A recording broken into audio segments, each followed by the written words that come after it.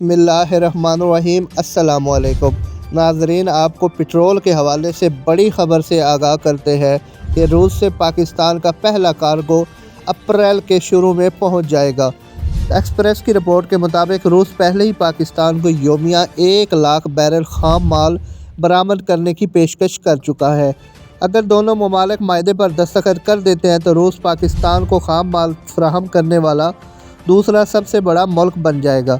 ज़राए ने बताया है कि रूस ने तेल के मुआहदे को पुख्ता करने के लिए पाकिस्तान की संजीदगी पर शक का इज़हार किया है, जिसकी वजह से मॉस्को ने इस्लामाबाद को कहा है कि वो टेस्ट केस के तौर पर अपने मुल्क में तेल का एक जहाज़ मंगवा ले।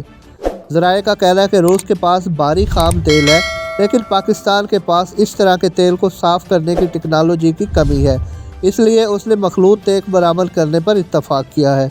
ताहम मॉस्को ने इस्लामाबाद से कहा है कि वो पहले एक खाम तेल का कार्गो दरामद करे ताकि तेल की पैदावार पर एतमाद का इज़हार किया जा सके। मज़ीद ख़बरों और अपडेट के लिए हमारा चैनल अक्सर न्यूज़ टीवी को सब्सक्राइब कीजिए। शुक्रिया।